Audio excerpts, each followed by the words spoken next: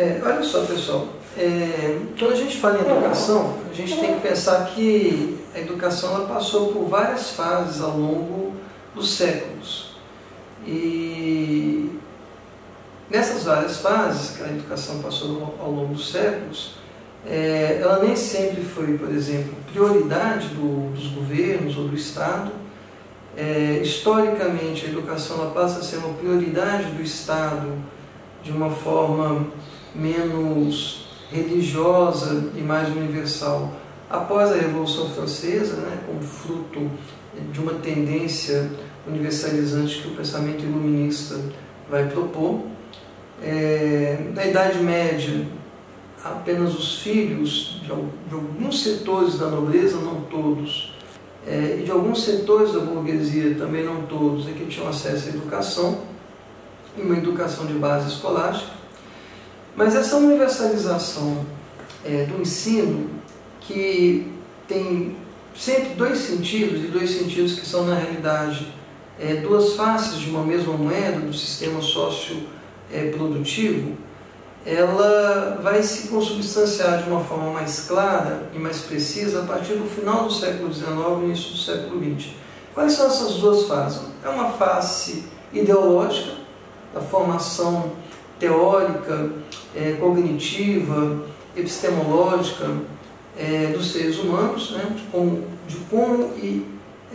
para que se entende a realidade, e nesse aspecto ela não deixa de ter também um sentido ideológico,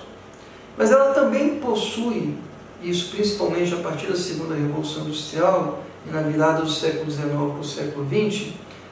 um lado mais objetivo, no sentido de dar toda a formatação teórica e cognitiva que dê embasamento capaz de conjugar os sujeitos históricos a um determinado modelo e as suas necessidades desse modelo, naturalmente, de produção. Então, por exemplo, a partir do momento que você tem uma abrangência maior da mecanização e, de alguma maneira, há uma sofisticação no processo produtivo que exige um grau de subjetividade mais elaborado, conhecimentos de matemática mais elaborados, até mesmo a própria capacidade de ler e decodificar manuais para se manusear ou montar determinadas máquinas, você vai ter naturalmente uma ampliação ou uma amplitude das escolas técnicas na perspectiva da formação voltada para o preparo de uma mão de obra específica e especializada para atender às exigências do mundo do trabalho. O que, por sua vez, não deixa de negar essa outra face que eu disse ainda há pouco, que é a face do preparo mesmo cognitivo, moral, perceptivo da realidade, que se faz necessário dentro de um determinado modelo de organização sociopolítica e econômica, e dos seus meandros de dominação ideológica. Isso fica muito claro, principalmente a partir, como eu disse ainda há pouco, da segunda Revolução Industrial, metade do século XIX para cá, onde você vai ter uma popularização de escolas técnicas profissionalizantes e um aumento também de oferta de vagas no ensino fundamental de escolas públicas para os filhos da classe trabalhadora. Isso é um fenômeno que acontece não apenas nos países de capitais desenvolvidos, mas no Brasil. É importante dizer isso, por quê? Porque a história da educação e a sua relação com as questões de política de Estado, de investimento e de poder, ela vai se desdobrar, se metamorfosear e se ampliar ao longo do século XX, de modo que é impossível pensar o desenvolvimento do modo de produção capitalista na sua atualidade, nesse início do século XXI, e é impossível pensar a estruturação do capitalismo sob a sua base de financiarização da economia e da sociedade humana, de ampliação do poder do sistema financeiro sobre as políticas públicas e o próprio gerenciamento e gestão da máquina pública, sem pensar o papel da educação. E aí eu já adianto algumas questões que foram colocadas inicialmente nessa pergunta. Nós estamos hoje vivenciando, alguns chamam de quarta, outros chamam de quinta revolução científico-tecnológica, mas é um processo de revoluções no modo de produção que exige um grau de capacitação que explore habilidades e competências numa nova formatação de entendimento da subjetividade e, ao mesmo tempo, da qualificação da juventude trabalhadora em todo o mundo, para se adequar às exigências e, por sua vez, também às próprias contradições que o desenvolvimento do capitalismo vem operando no mundo afora, como, por exemplo, a redução do quantitativo de trabalho vivo substituído pelo trabalho morto, ou a necessidade de readequamento, vamos dizer assim, numa pluralidade de funções que fazem com que o trabalhador tenha que ter uma multiplicidade de probabilidades de conseguir se adequar, né, às alternâncias e às mudanças abruptas que o próprio modo de produção capitalista nessa nova fase acaba operando sobre o processo produtivo e que muitas vezes faz com que esse trabalhador tenha que ser, vamos dizer assim, mais polivalente, né, e menos especialista em uma ou outra área. Então, essas necessidades, né, colocadas aí já no final do século XX, início do século XXI, tem feito com que as agências de fomento e de financiamento das chamadas dívidas dos estados, né, o FMI, Banco Mundial, o BID, por exemplo, sempre colocam nos seus patamares de acordos, vamos dizer assim, ajustamentos de conduta por parte dos governos, para que eles possam se adequar a essas exigências que são exigências do próprio sistema. E os governos, por sua vez, acabam, ao contrair ou determinados empréstimos, ou ao renegociar determinados empréstimos, acabam aceitando essas condicionantes. São condicionantes que, numa primeira leitura, são muito interessantes, como ampliação do ensino fundamental, redução da taxa de analfabetismo, mas, por sua vez, trazem outros elementos, como, por exemplo, ampliação do ensino de base técnica, ou a redução de investimento nas universidades, né, no sentido de tentar fazer com que o próprio mercado, o mercado mesmo privado, assuma um ensino superior, né, numa conjugação de esforços de, ao mesmo tempo, através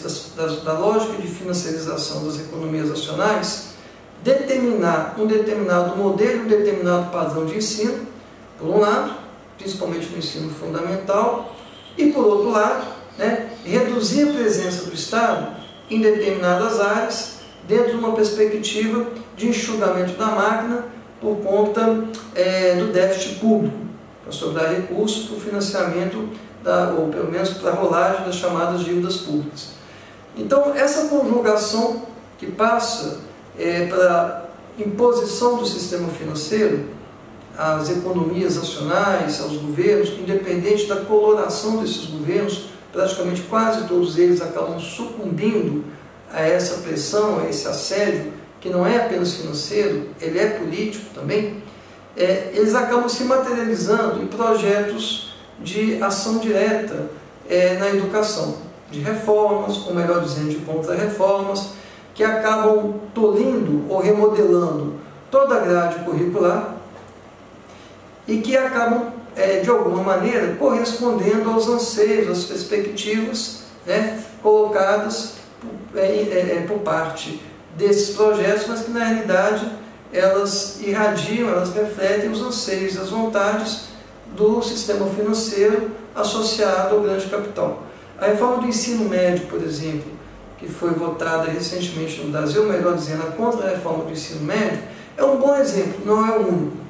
mas é um bom exemplo, né? Há alguns anos, os sistemas de controle da qualidade do ensino que são sistemas ligados exatamente a essas agências de fomento, elas valorizam muito o quê? Né? As provas conteudistas de matemática e de língua portuguesa.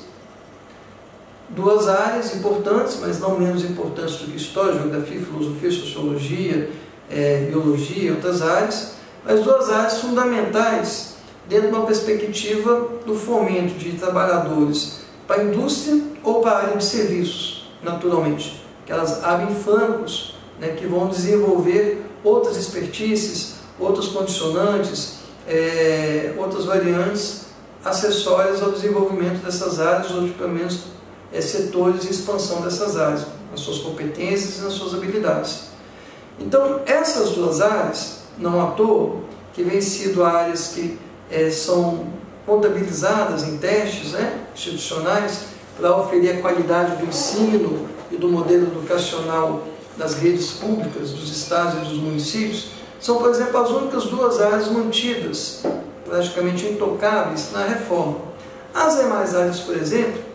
elas vão ser todas subsumidas em grandes áreas. Então, história, geografia, filosofia e sociologia passam a ser agora acopladas a uma grande área, e um docente, por exemplo, vai acabar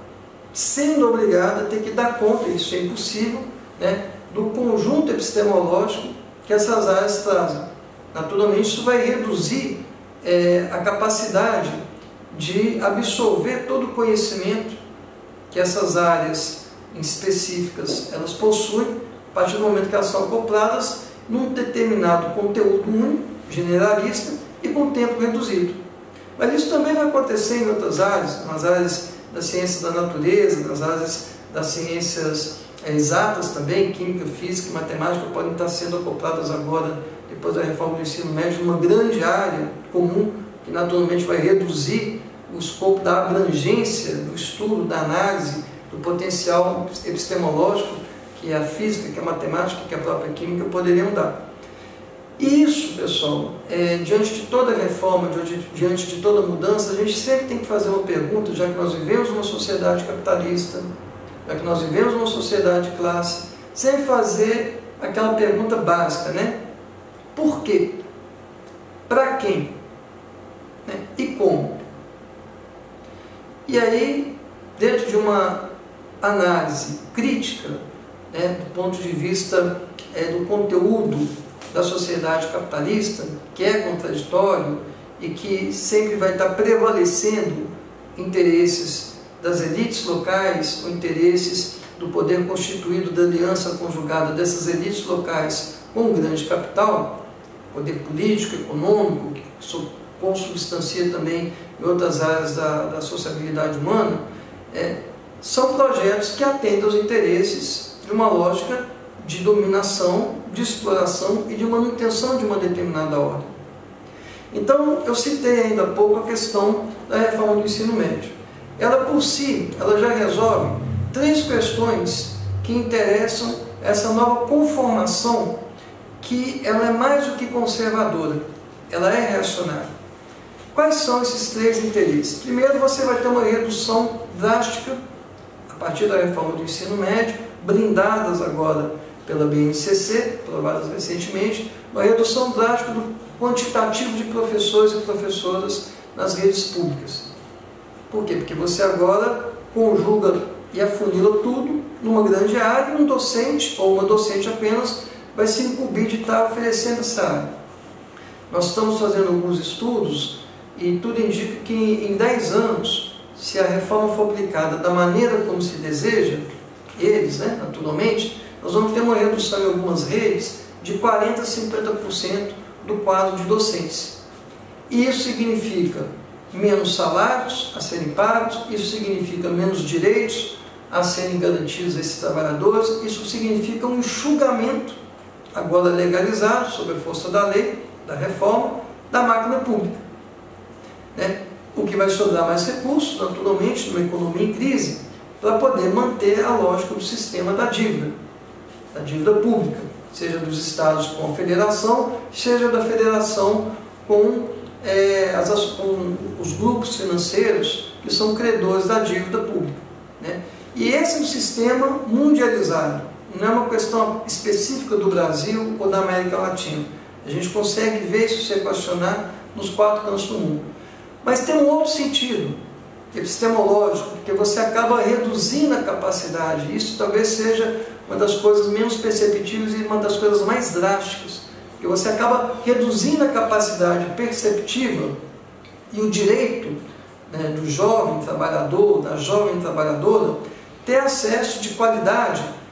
e de forma mais abrangente ao conjunto rico de conteúdos que as ciências podem nos trazer e que podem, inclusive, favorecer uma amplitude crítica mais profunda frente a todas as contradições da relação homem-natureza que nós vivemos no século XXI. Então, quando você reduz, por exemplo, a área de humanas a pequenas fotografias da sociologia, da história, da filosofia e da geografia numa grande área, né, é como se você fizesse um mapeamento panorâmico de uma viagem entre São Paulo e Rio, ou sei lá, entre Belém e Brasília, né, num jatinho, né, supersônico, onde você vai ter uma visão muito superficial, curta e muito restrita, né, e muito generalista, né? Não que a gente esteja dizendo que os modelos atuais não possam ser passivos de críticas também, né? Mas da maneira como está sendo colocado, isso vai interferir inevitavelmente na capacidade de apreensão e ao mesmo tempo de problematização do sujeito sobre todo o conjunto complexo de conhecimento, né, que se dá na relação homem-natureza e que poderia ser utilizado para não só resolver, né, esses problemas colocados, né, mas também superá-los, né, aqueles que já foram constituídos. Então, no nosso entender, isso prejudica cognoscentemente as gerações futuras. E há um terceiro fator, falei de uma questão epistemológica, que é também ideológica. Eu falei de uma questão econômica, que é a redução do contingente de quadros de trabalhadores e trabalhadoras da educação, mas tem também uma questão política, que tem fugido aos olhos de muitos especialistas da educação sobre essa relação da financiarização e da chantagem, do assédio econômico sobre a educação via políticas públicas ou reformas de políticas públicas que os Estados vêm promovendo contra a educação como um todo, que são o retalhamento e o enfraquecimento que essa medida vai propiciar, a própria estrutura sindical e a força dos trabalhadores da educação. Se existe hoje, nesse início do século XXI, uma categoria profissional que mobiliza, que é organizada, que consegue fazer um debate político que, a partir das contradições da realidade da educação pública no país, transcende e consegue fazer os nexos causais e ideológicos com os interesses econômicos, financeiros, políticos, né, que de alguma maneira vão quebrando o modelo de educação e retalhando, né, a educação pública no país, é a categoria de trabalhadores de educação, que muitas das vezes, na sua maioria, não travam apenas o debate econômico, que é muito comum nas greves, mas travam também, a partir do debate econômico, o necessário debate político, econômico, social e ideológico,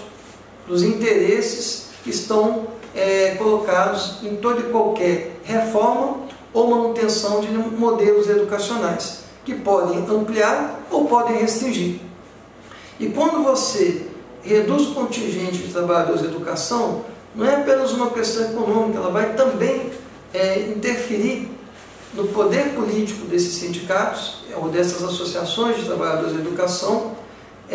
no sentido de se fazerem sujeitos políticos, de pressionar os governos neoliberais, denunciar, mobilizar e fazer alianças com outros setores da sociedade que dependem dos serviços públicos. Porque nós vivemos uma sociedade de classe. E o neoliberalismo, que é o que está colocado hoje praticamente em quase todo mundo, ele prioriza e valoriza a questão financeira. Se você tem, você é atendido. Se você não tem, você está à margem, à parte do processo.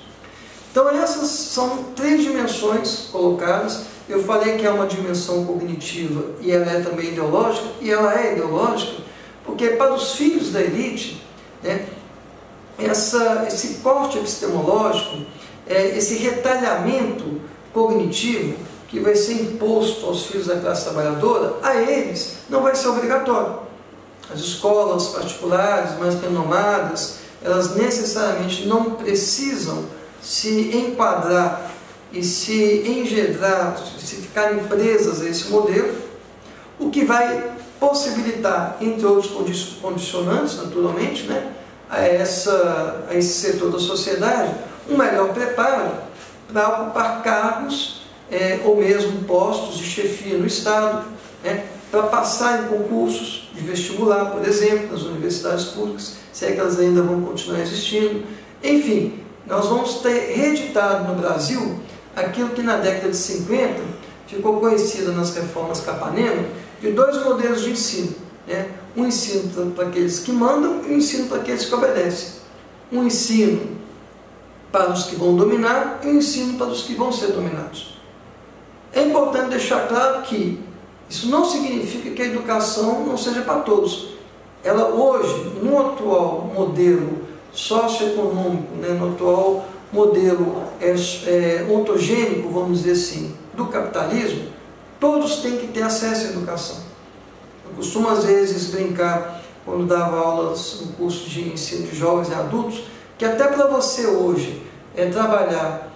como vigia num condomínio, até para trabalhar como porteiro num condomínio, dependendo do condomínio e do grau de sofisticação tecnológica, da aparelhagem de segurança que tem esse condomínio, esse trabalhador ele tem que ter, no mínimo, um ensino médio, ter noções de informática. Por quê? Porque a tecnologia ela é um dos motores que movimenta e transforma, né, a base objetiva da produção material dos bens de consumo. Isso aí, desde o século XIX, com as revoluções industriais, seja a primeira, a segunda, a terceira, é uma tônica que está muito clara. E à medida que a tecnologia avança, ela exige um desenvolvimento e um aperfeiçoamento do grau cognitivo, do processo formativo, do conjunto dos trabalhadores. Então, não estou aqui dizendo que não vai haver educação para todos, mas nós vamos ter graduações diferentes que vão, de alguma maneira, preparar alguns apenas para se adequarem à lógica do processo e outros para conseguirem compreender a dinâmica desse processo e terem com isso até mais autonomia e mais liberdade, não só para refletir, mas para se inserir de uma forma menos submissa, vamos dizer assim. Então, essas são algumas características, né, que eu estou tentando aqui, muito en passant, ilustrar para vocês, das relações da educação com o Estado, com a questão política, com a questão ideológica, elas estão imbricadas, como um todo. Não dá para a gente separar nenhuma reforma do ensino médio ou nenhuma reforma educacional sem levar em conta as suas relações com a questão financeira, com os modelos econômicos que estão ditando isso, com os interesses políticos e produtivos que estão por detrás dessa ferramenta, que é uma ferramenta fundamental hoje para a existência humana.